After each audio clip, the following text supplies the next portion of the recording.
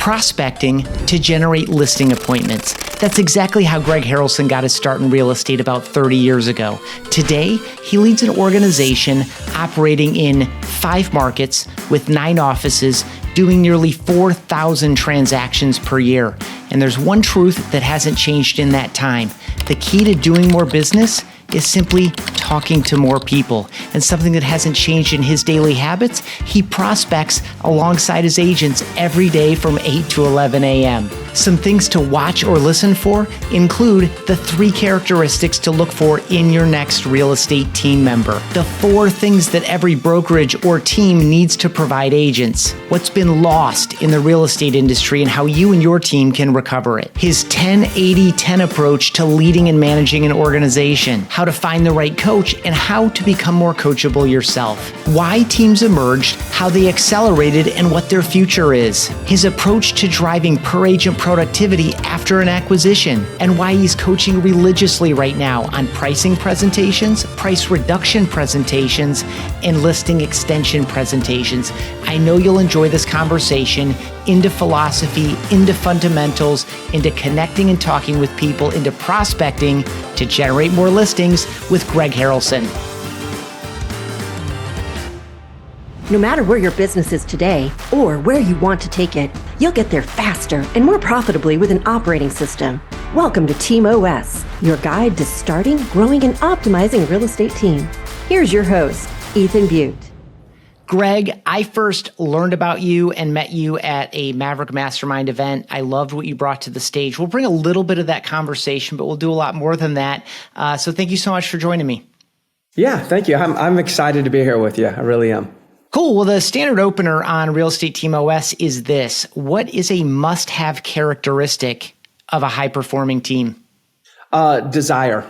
So, really there's 3 things that I focus on. Desire, will they follow structure, and are they coachable?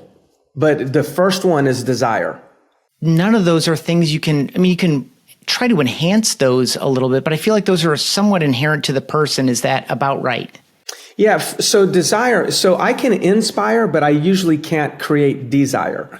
Right. And so, desire, it's important that desire, that person possess desire, that they have that desire to win, desire to succeed. It's really hard to coach desire. You can inspire, but to coach desire is difficult. Talk about the importance of coaching in your career, becoming coachable yourself, identifying coachability in others, and I'm sure continued coaching that you deliver and receive. I mean, to me, and that's kind of my business model is more like a coaching model. So, I'm going to be biased on coaching. I think that everyone should have a coach. I think that you should never not have a coach. I've had coaches, for many, many, many years. I don't think you should bounce around a lot with coaches. I think you should stay with one for a long time when you find a good one.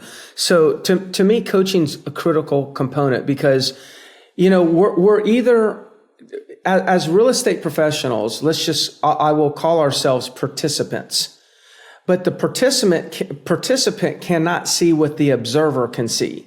So every participant needs somebody to be an observer so they can see things differently. They can see it from a higher level. They can see, miles ahead. So most agents that do not have coaches, they're basically the participant. So they only get to see it from a participant's view. And that's what I think the role of a coach is, to be the observer and then to guide from there. So to me, that's critical. I've had a coach for 25 straight years. I've never not had a coach probably for 25 years. I don't think there's been a month that I haven't had a coach. You mentioned when you find a good coach, stick with them. How do you, as you're reviewing your opportunities to be coached by someone, whether that's by the brokerage or the team that you join, or whether it's by, going out to the market, there's certainly plenty of people who will coach you in a real estate business. What are some of the pre-work that needs to be done so that you are seeking a coach that is going to be good for you? And then how do you know you have one that you should stick with? Yeah, well, so you need to figure out kind of what there's so many different business models that you can run as a real estate professional, right? I've always been a prospector, right? That's kind of how I cut my teeth in the business. I was a generator and a prospector. Then there's some people out there that are just great from marketing. They want to do YouTube videos and they want to do like lifestyle marketing and things like that, which can be effective, or really focus on social media. Like if that's what you were looking for, I'd be like the worst coach for you, right? Now, but if you wanted to learn how to prospect and generate listings, I'd be a great coach for you. But if you wanted to learn how to do PPC and build out websites and convert buyer leads, then that might be a certain coach. So I'd be thinking about what kind of business model are you running, or do you want to run? And then go ahead and find somebody that specializes in that business model, because I believe all coaches have their sweet spot. They have their passion for this is how they think it should be, right? And I think it should be this way. But that doesn't mean the person that thinks it should be the opposite of the way I think, that doesn't mean they're a bad coach. That just works for them. And so if they go deep on their way and they go deep instead of wide, they really go to master it, they're going to do really well. So I think step number one is find somebody that's consistent with the business model that you want to build. What you don't want to do is always think, it's like, don't find one that you like. Okay. It has nothing to do with likability. I mean, because again, I'll go with myself. I never claim to be the one that you're going to like the most. I will claim to be the one that's going to be the most effective, but at times you're going to hate me, but that's not my job. My job is to impact and get a result. No matter how it feels, I've got to get the result. That's what I feel my fiduciary is to an agent. So don't forget about the likability. I do believe, now I'm biased on this because I feel like I have it. I do believe it's good to find somebody also that has street credibility, that didn't just read from a book and regurgitate everything that they read some other producers do. So I think street credibility is good. But if we look in professional sports, there's NBA coaches that are fantastic that didn't necessarily win championships. So it's not like a do or die type of scenario to choose somebody that's walk the walk. But I think number one, figure out who specializes in your model. And that's the first thing. What can someone do to become more coachable themselves? What is a mindset shift? Is there an exercise or is there a reflection? Like, how can someone be a little bit more self-aware about how coachable they are and what they can do to become more receptive to this guidance and input? And, as you described, I love what you said there earlier about, creating some distance from the participant. Like, how can I receive the words and the input and the questions of the observer in a non-defensive way? These kinds of things. Yeah, it's really, I've never been asked this and probably haven't had this kind of dialogue with in an interview process. Great question and very, very important question. Because I do believe we can learn to be coachable. It really starts with this. A lot of people that are maybe in the beginning are not coachable, they're a little bit more of control freaks. They want to control it and they think that they can do it better. So not only does that same person have delegation issues, but they also, those same type of delegation issues, that also shows up in coaching issues. And it shows up because they're like, well, maybe I could do it better. Their mind is just processed to constantly, immediately think, I can do it better. Maybe they don't say it like that consciously. Subconsciously, I can do it better. They're constantly looking for proof that it works. You have to surrender. I think how you become more coachable is surrendering. And surrender that you're going to have to go ahead and accept what this person is sharing, and do not say it doesn't work until after you've followed it to the T for 6 months and then declare it doesn't work.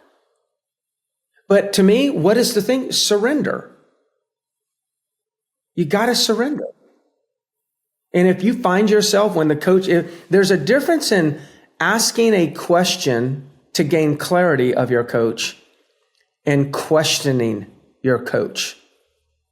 Big difference. So when you're talking to your coach, observe yourself. We can be the observer of ourselves too. Observe yourself and how you start asking questions. Are you questioning because there's doubt, or are you questioning for clarity? And when you find yourself questioning for doubt, step back, surrender, and just go for it. Prove them wrong through massive execution, not just by debating with the coach.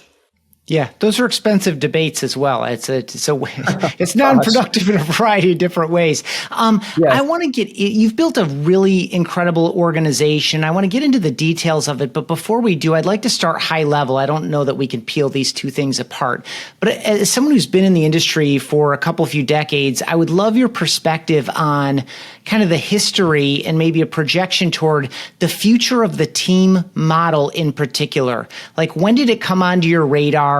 How has it evolved in your, observation? And where do you think the future of teams is in terms of its impact on the industry? Yeah, great. Yeah, because I can recall, where teams were not that significant. And so this can be interesting. Who knows what everyone else's answers are going to be, but I know what my answers are going to be. And it's probably not the normal ones, most common ones. So why in the world how did teams get started? Like, how did this become significant? Well, there's a few things. Number one, I would say that one thing that really influenced teams is brokerages started getting squeezed on commission conversations with their individual agents. And so as the brokerages started getting squeezed because agents started negotiating heavily with them and there wasn't a lot of profit left over for the company, then the brokerages themselves had to actually stay afloat. A lot of people think these brokerages are making all this money. Very few brokerages are making any money. So in order for brokerages to stay afloat, they had to cut out expenses, which was really services. They had to cut out the value. So you got an agent saying to a brokerage, hey, I want all this, but I'm only going to pay this. And the brokerage is like, well, if you want this, then I can't give you this. And then all of a sudden, the agent starts to find out, you know what? I actually need that. And so then all of a sudden, teams bubble up and start providing the value that brokerage no longer provided.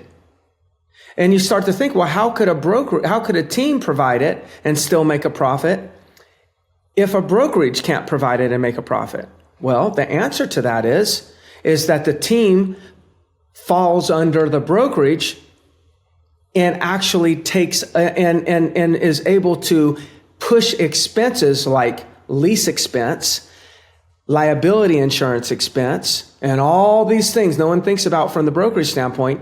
The brokerage maintains those expenses and the team kind of gets all that for free. And then they can give a commission split and still make a profit. So they could add the value and whatnot. So there's this financial thing that's going on with brokerages that really bubbles up these teams. Now let's take it to another level, because that to me is kind of where it kind of started. Well, then it really accelerated. Where did it accelerate? It started accelerating, in my opinion, more so when online buyer leads became a thing. And when online buyer leads became a thing, here's what stopped becoming a thing. Old school lead generation for listings. Like people like Mike Ferry that coached it. That's old school. And believe me, I think everything about Mike Ferry I think he's amazing because he taught that old school stuff, the grind, right? Well, when online lead generation came along, we actually start to see that there was less grind. Well, if you're going to rely on online lead generation, you've got to have money to actually be able to fund the leads. And the individual agents didn't have the money. But they saw all these people making money off of online leads. So they're like, I want online leads. I got to have online leads. Could the brokerage provide online leads? Nope, because you squeezed them with your commission split.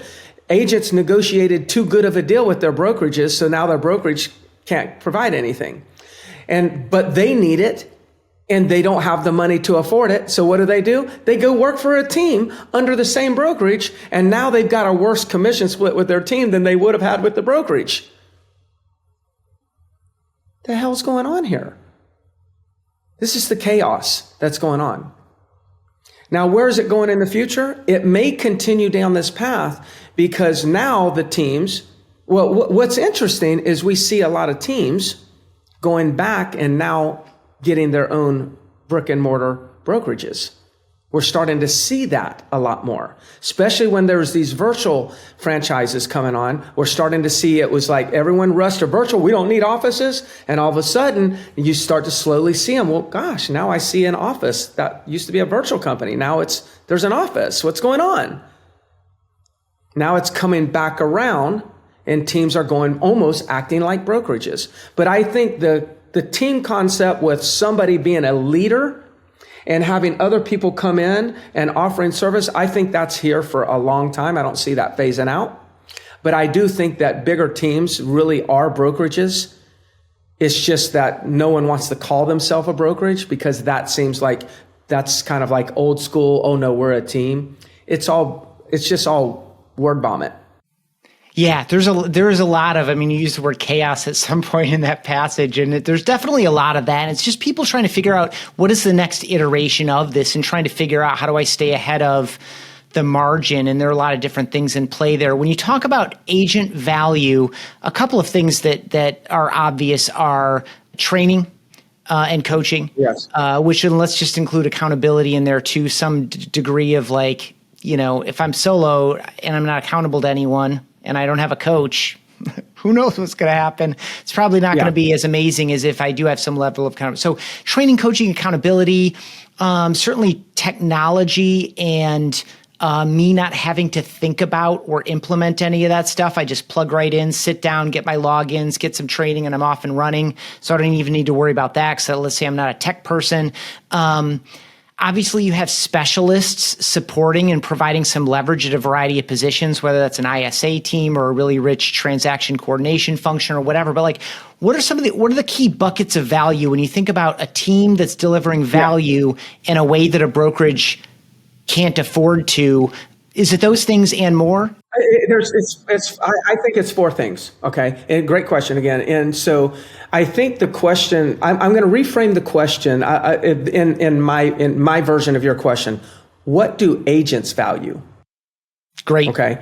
Okay. What do agents value? Well, that's been a long-standing argument amongst brokerages. It's like, well, what's our value? What is value? And I'm like, well, who cares what our value is? What do agents value? I don't know. How do we know? Well, why don't we just follow their money? Okay, what do they spend a lot of money on? Coaching. Well, they must value that. They spend a lot of money on leads. They must value that.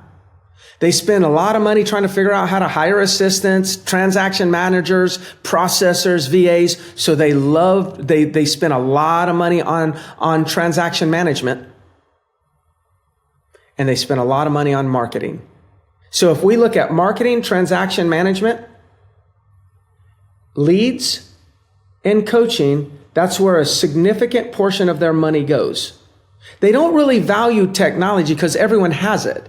Doesn't matter what brand you go to. So because everyone has it, then, they don't have to go spend it. So that's why I say follow their money. If they're at a brokerage, they have to actually go and spend that outside of their brokerage because their brokerage doesn't have enough profit to provide it.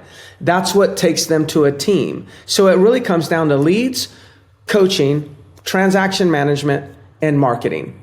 And so whether you're a brokerage or whether you're a team, because most of the teams are, no matter what their value proposition is, you're going to see every team has those four things as a value proposition. They may add a bunch of enhancements to it, but those four are the staples. And when I'm talking to brokerages and they're like, well, what's our value? It's the same four things that it is for a team. It's just you got to figure out how to make money and make profit to be able to provide it. Mm-hmm. What do you think about culture and camaraderie? It's obviously more difficult to measure. No one pays for it specifically or explicitly. It'd be very difficult to assign any ROI to it, no matter what the investment is. But what do you think about that? Is it equal in a team versus a brokerage? Like, is that, I know why it doesn't fall in your four categories, but something I hear a lot is like, why would a highly experienced agent come into a team at these splits? Because they're doing almost everything out of their own set of relationships, SOI, database, whatever. Why would they go 85-15 or 80-20 with a team when they could get something like a 95-5 with a brokerage? And what I hear a lot is culture, camaraderie, the sense of belonging. How do you think about that aspect of it? Yeah. First of all, there's very rarely will you go on a team and be at 85-15. You're usually going to be at 50-50, 60-40. Oh, yeah, for sure. I just meant that on self-gen. Okay, I'm not taking company leads, et cetera. Understood. Okay, good. So first of all, if I really isolate your question as what's the value of culture, man, it's so valuable, so valuable. The challenge is this: you don't know the value of the culture until you've already made a commitment to that team. So that's why I still go back to the people really gravitate to these teams or companies that can provide those four things. The value of that culture comes in with the stickiness, or let's call it the retention. Mm-hmm. So that's where the team that can provide a great culture, a brokerage that can provide a great culture, then they're going to see more retention, higher percentages of retaining their team, and their team's not bouncing around and leaving all the time. And that's very profitable for everybody, whether it's the team leader, the brokerage owner, or the agent themselves. Everybody wins if we can stick together long enough and coexist together. So it's a lot of value. I personally am not one that's going to say, I think people are gravitating to teams because of culture. I think teams would like to say that that's their value, but secretly, when somebody's thinking about gravitating to your team, they're actually thinking, I need to make a little bit more money and I need what you provide. Yeah. And when I'm evaluating my options going forward, the culture might be a key component in me saying, like, yeah, I actually do like it around here. Yeah. Good Absolutely. Call. Yeah, I love that assessment. I'm going to ask a really, really big question. We'll probably do it in a variety of parts, but you've been in real estate for 3 decades, commercial, residential, multiple markets, multiple states, resorts, land, construction. You've done, I feel like in reading about you online, you've kind of done a little bit of everything over that time. You've seen a lot of change in the industry. You already did a fantastic job of breaking down the history of teams from your perspective. I'd love for you to kind of walk through, how did you get into the business? What were some of the key turning points for you? And what was the dawn of the Harrelson Group? And then we'll kind of get into where that is today and how it's shaped up and how you're doing thousands of transactions every year. Yeah, so it really started back in the mid-90s when I was failing out of college. I just wasn't really doing anything. I wasn't really going to classes either. I was in college, but just not really doing anything. And what ended up happening is I had this turning point where I needed to get serious at some point. My dad was already in real estate for maybe 5 years previous, something like that. So one summer, I decided I would work for my dad instead of working like in restaurants and bars and things like that in my local market. I decided I'd work for my dad. And what I did for my dad was I actually prospected. So I would show up in the morning, I would prospect for my dad, and then I would leave in the middle of the day, and I'd come back in the evening from 6 to 8, and I'd prospect more. I started with cold calling, then I went to expireds and FSBOs and rentbos, and you name it, anything that I could call, I was calling, setting up my dad on listing appointments. And what ended up happening, I think my dad was doing like 50 transactions a year. So back then, that's good production. There wasn't a lot of 100-deal producers back then. 50 deals was a top producer in most markets. So he was doing pretty good, but like that 1 6-month period put him on path, and then he did like maybe 89 or 90 transactions. So there was a very big little leap there going from 50 to almost 100, and we can contribute that to a lot of the prospecting that I was doing, because that's not necessarily what he was doing. And so it was somehow I decided I actually enjoyed that. And maybe it was I enjoyed that I was finally doing something that I could see was producing a positive result. And I decided I'm going all in. And I got into real estate, and then I always maintained that prospecting mentality. I ended up hiring Mike Ferry as a coach and was with Mike Ferry for 20 plus years in his coaching program, always focusing on prospecting. Eventually I built a team. With my dad, we got up to maybe, me and him, one other listing agent, and then a buyer's agent, a few assistants, and we're doing maybe 550, 600 transactions. And then I kind of like at some point I said, you know what, is this what my life's going to be like? At least my professional life. Is it just going to be every year I'm going to wake up and say, I need to do another 100 deals was my goal. And I was going to do this and that was it. And for some reason, I didn't feel like that was the path that I was supposed to be on. And so I disbanded the team in 1999. Actually, it was around 2004. I disbanded the team, and my assistant at that time, who was closing transactions like a closing coordinator and amongst a listing coordinator, amongst this and that, my closing coordinator, I just made her the closing coordinator for the entire company. My listing coordinator, I made the listing coordinator I disbanded all the members of my team, and I just made them, that became the infrastructure of my company. So when people are like, well, Greg owns a brokerage, he doesn't understand. My brokerage is more like a teamerage. And if you go back to how it was formed, it was my team broken up to become servicers of the next agent that I was going to bring in my brokerage. If I didn't do that, it would have just been the next agent I would have brought on my team.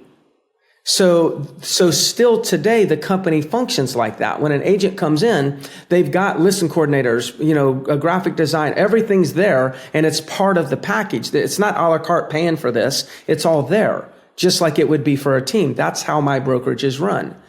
And so, eventually we got up to, now we're, I've done acquisitions and then I turned them into my business models in 5 different markets, 9 offices, and we're just shy of 4,000 transactions, but that's how it really came. And I probably don't change that. I probably just keep building out the teamerage because it works.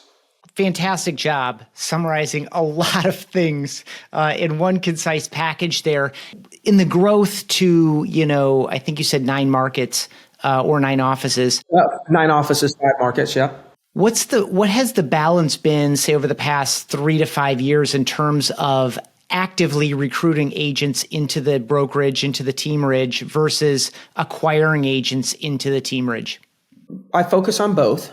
But I'm not like in any market that I'm in, I'm not going to be, if I ever come to somebody's market, don't worry, I'm probably not going to be calling all your agents. Okay. Not that I wouldn't, but probably not because I don't want them. I really focus on bringing new people into the business and developing talent. So when people say, Greg, what's your thing? I develop talent and amplify wealth. That's my thing.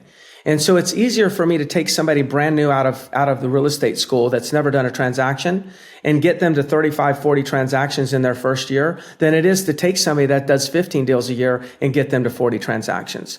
The person that's doing 15 deals a year that I recruit, they're going to always tell me, well, that's not how we did it over at XYZ company. We did it like this. And I'm going to be like, look, my average production at this office is 30 deals per person. You did 15. You're not even average at this company. I don't want to know. Okay, so if we do what you did over there, then we're going to get your results. I don't want your results.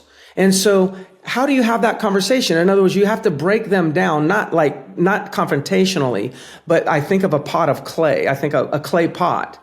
I have a choice. I can take raw clay, put it on my pottery wheel and shape it, spin it and shape it in this beautiful vase. Or I can take that vase and I can break it with a hammer and get it down to its raw state and rework it into clay and then build it back up. Why don't I just take the raw clay and build it up right from the scratch? So when I say, yes, we do a lot of recruiting, but we do more attracting of newer agents and then develop them. And that's the majority of what we do. The acquisitions, they come and go when they come and go, when the right thing comes along. And typically an acquisition is going to come from somebody that has some familiarity with my business model. And they think that, gosh, if we could just align together, then maybe that would take it to a new level. Or they want to sell, but they know that my business model is the right one to sell to. Then it's kind of unpredictable when that's going to happen. So I'm always focusing on recruiting, but I also do focus on developing new talent versus taking other talent from other offices. Not that I won't. If it's the right fit, it's the right fit. But that's our plan. Yeah, in your acquisition experience and probably talking with other friends and colleagues who are acquiring offices or have historically, if someone was to acquire a business for any of the variety of reasons that it seems to make sense to both parties. Yeah. What kind of retention are we looking at there? Let's just say you're acquiring an office of 35 agents. Do you expect a year from now that there'll be 15 of them productive in the way that you're coaching and training in the way that you've set the business up, or is it going to be 25? If that varies, what are some of the factors that make it vary? Yeah. So I'm going to knock on wood on this one, but I would say that I expect I'll retain 80%. Now, there's a real reason, though. There's a very significant. I have a philosophy on when I acquire. Okay, so what a lot of people do is when they acquire, what the acquiring business person goes in and they turn off the lights on Friday. And then they open it up on Monday and it's a whole new company. They got business models, then change this and change that and change that. I have a rule. I don't make any change for 6 months that any real estate agent will notice. So I don't believe in acquiring a company and turning that tribe into my tribe. I actually believe that I'm going to enter into their tribe, become one with them, understand it, and then after I've gained trust and rapport and confidence, then I'll slowly start introducing new techniques. And then eventually we will then create our own tribe. And so that's how you can prevent it. Most people, what ends up happening is somebody I might acquire, and maybe the original business owner decides that they want to go along and be a partner of mine at some level and kind of grow this with me. They usually get frustrated with me after a couple months, well, why don't you add this to the company? I'm like, no, remember, 6 months, I'm not changing a thing that they can see. Now, what am I changing while I'm in the 6 months? I'm working on the P&L statement. So in the first 6 months, I'm looking at the P&L statement and seeing what I can do to make internal changes that do not impact perceptually or the real estate agent won't feel. So I will go and build and improve profitability, but the agents won't actually feel it. Then I'll start working on the external things where the agents can see it. So my experience, if you go that path and you take your time, be patient, be committed to that, don't shortcut that, you can have very high retention. Yeah, it's really smart. This idea of learning, observing, understanding what's going on, of course, via the P&L, but also, that 6 month period of who are these people? How are they operating? What are they doing? And where can we meet in the middle? What value can I add to these folks that's consistent with our approach and our philosophy that's going to continue some and probably improve the operating efficiency of the acquired operation? It seems like a smart and patient approach. Can you sketch for me at a high level, what is your organizational structure? I mean, to run and power an organization like this, how is it structured? What does your core leadership team look like? How do you manage out to the different offices and markets? And then maybe after that, we'll get into what does your day-to-day, week-to-week, month-to-month look like? Because I assume you've put yourself in a situation where you're doing what you really want to do, that you're playing to your strengths. You have enough scale at this point that you really don't have to do anything you don't want to. But what have you built around you, and how does an organization operating efficiently at this scale with that incredible per agent productivity, what are some of the keys to that from a structural standpoint? I have a CEO and a CFO and a I'm not a CEO, a COO and a CFO. Okay. And so from that standpoint, and an executive assistant. So if I was to look at an org chart, okay, that level right there is my executive assistant, my CFO, and my operating officer. I'm going to spend most of my time with those three people. And then under that right there, we're going to have a whole level of service of managers, right? That are really going to be under really the COO. But then I have some leadership under the COO that at that point, they're dealing with all the office managers from that point on. I will speak to any office manager. I love them all, speak to them all, but I don't have any direct reporting with an office manager. It's all going to come up through my senior leadership to me. So that's what's really, really important. And I've got to trust that I've got the right senior leadership making decisions that I would be making if I was the one really doing it. And I think I have the right team from that. I mean, I've got people with me, my broker in charge of 5 of my offices right now. She's been with me for 26 years. So she was one of the original team members in that, when I disbanded. And now she's still the person that's running a lot of my offices. So that's how I can actually, get a lot done without having my hands in every single position. Now, what is my position? My position is I'm the coach. Okay. So you need to know anything about a copier? Do not come to me. You want to know how to get a listing? I'm your man. So I'm your coach, right? So technically, I actually spend most of my time at the ground level of my business.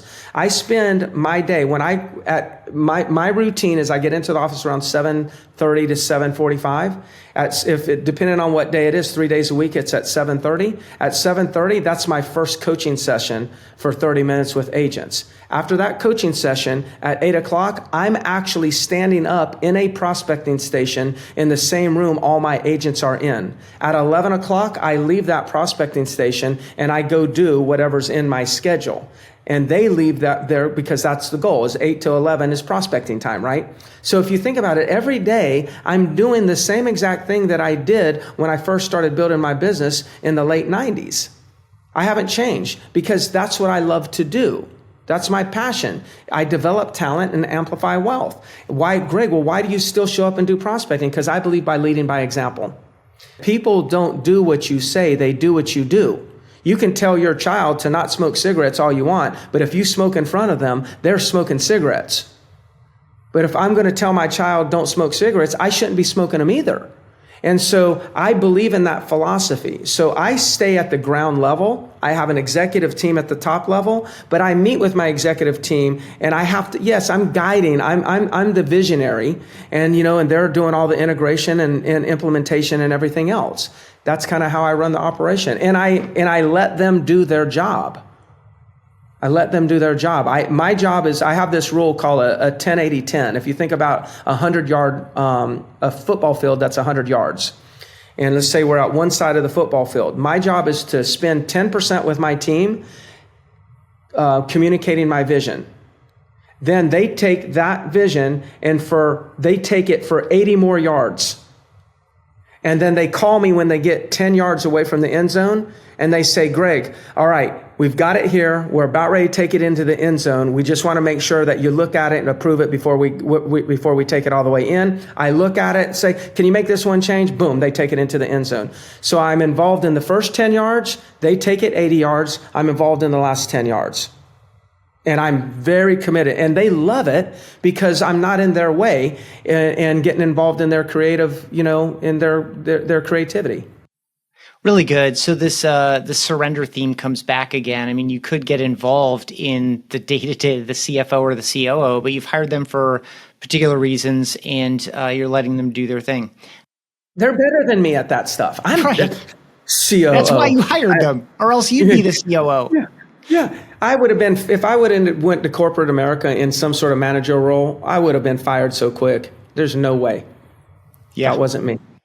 Yeah. For the same reason that school wasn't really clicking with you, and That's you wound right. up in your dad's real estate office. So one of the things you shared from a stage in a room that I was privileged to be in was this concept of core fundamentals versus enhancements. And you don't need to deliver all of it again, but I would love for you just to share that philosophy a little bit, because what I wanted to do was ask for guidance for folks watching and listening on per agent productivity. But I feel like this is a more interesting one that feeds the same purpose. Yeah. This real estate business and building production is not difficult. We've made it difficult. What we've done is the difference in like the core components and the enhancements is what most people have done right now is that their core components are just what I would call enhancements.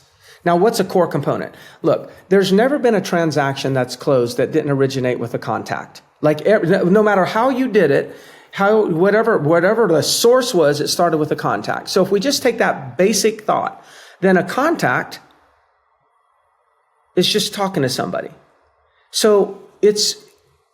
But making contacts consistently every day is something that's lost in our industry. We work more on a description, on an open house flyer, than we ever work on just spending time talking to people, new people, looking for new business. That's just a core fundamental. So it doesn't matter what market it is. It doesn't matter what year it is. If you talk to more people, you'll get more contracts, period. So that's a core component. Let's talk to more people. If it's a core component, then let's make sure that we have then we have a goal. And it's measurable. It's specific and it's measurable. Okay, I got a goal. I'm going to talk to 40 people today. That's specific. Talk to 40 people, and it's measurable. 40. That's it. Simple. Now let's move on. Okay. Now it comes down to follow-up. So an enhancement is, let's just put them in a CRM, and then we'll let the CRM be the converter. See, you've got one of the best CRMs there is in the industry. I don't even think anybody argues about that. I don't even think your competition even argues that. Okay? But the challenge is getting people to log into the dang thing. You know, getting people to actually upload their database to the thing when you first onboard them. I don't think CRMs fall under the category of conversion systems. They fall under the category of lead identification systems. Put it in your CRM and see all this engagement and activity, and it tells me these are probably the people I need to talk to today. But what people are doing now is they're saying, I'm going to put it all in the CRM, kick off this 5-year workflow, and think that that's going to convert them. That's an enhancement. That's so the enhancement is your follow-up system. No, set off that workflow. I believe in that, but that's not core. That's an enhancement to a great core, which is get them in our CRM, identify engagement. That really identifies your priority list of who you need to spend time with, because it identifies your low-hanging fruit, and go talk to them. So that's what I mean by core components. It's lead generation. How many hours you're going to do a day, do it 5 days a week. It's when you generate a lead, you're going to put it here, and this is going to be your follow-up structure. So if you could have leads, I have this system where when we have our leads in our CRM, in our office, we talk about leads being in one of 3 phases: the dreaming phase, the exploratory phase, and the buying phase or selling phase. So this is what we do when they're in the dreaming phase. This is what we do if they're in the other additional phases. So follow that system. That's core components. And if you just did those 2 things right there every single day, call new people and call the old people that are engaging, you will outproduce yourself, and you could get rid of all this other stuff and complicating your life. So I feel like per agent productivity, 2 things I've heard from you that would dramatically enhance that in almost any organization, almost any market, regardless of any other factor, are the 2 things you just said, blended with the idea of having a dedicated prospecting window, a 3-hour window, yes, and you coming alongside the people doing it to model the behavior. I feel like if no one takes anything else away, those 3 components, model the behavior you want to see, and focus on those 2 core activities, I think any business would be enhanced. Can you imagine an exception? I agree. No. And even if you didn't, because there'll be some leaders that are going to listen to this that maybe they don't have the background that I have in prospecting, in personal prospecting, and that's perfectly fine. So they may be the ones that's going to be a little bit more intimidated to go in to their team or their brokerage and actually prospect in front of them, right? That would be intimidating because they don't want to look bad. Again, we just have different backgrounds, right? But that doesn't, so even if you left that component out, if you can just get your team or get any group of people to show up and have prospecting activities for 3 hours a day, that in itself is going to dramatically increase the productivity. Now, somebody will say, well, yeah, but what are you going to coach them on? I didn't mention coaching. That would be an enhancement. Because what I can tell you right now, if I can get an agent to go out there and make prospecting calls for 3 hours, that is coaching. Every single time they screw it up, they'll subconsciously adjust on the next call. They self-correct. If you do enough reps, you'll self-correct. And so just right there, we can move the needle on any company. You know, I'm getting a little off here, but I think it's relevant. One of the things that I do when I acquire a company, and I just recently did it, and it was just so funny how it always works, is one thing I left out. In the 6-month window when I don't really make all those changes, one of the things that I'm looking for is I'm looking for a guinea pig. And so what ends up happening is I'll end up finding somebody in that company as I start to establish relationships that kind of like knows, maybe they looked me up and started watching a bunch of my videos. And so they're like, man, hey, look, when are you going to tell us about this prospecting stuff? I really want to generate a lot of listings. It'll happen, right? And so I acquired this company. It's about 100 agents, and I had this one person say that to me. And I looked at their business, and they were doing their business was around maybe 40 transactions, and and about 90% of it was buyers, and 10% of it was listings. And I said, hey, look, since you're asking, I mean, if you're really committed, I mean, I could set some time aside and do some one-on-one coaching with you. But I'm telling you right now, you better be serious, because if I'm going to invest my time, I'm going to be expecting a result. And I don't care what your skill level is. If you just give me your time, I'll give you the result. They made the commitment. And I said, look, don't tell anybody in the company that I'm coaching you. Don't want to talk about this. I started coaching them 30 minutes a week. And in their second 30 days of coaching, they took 6 listings in that 30 days. Now we're a year later, and they're taking around 10 listings per month. They don't work buyers anymore, and they're on track to do, this year they're going to do right at 90 transactions. That's what they're tracking, let's say.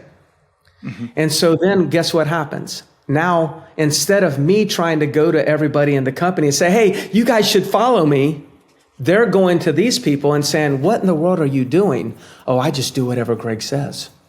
Then all of a sudden, now the other agents in the new acquisition are now open to listening to me.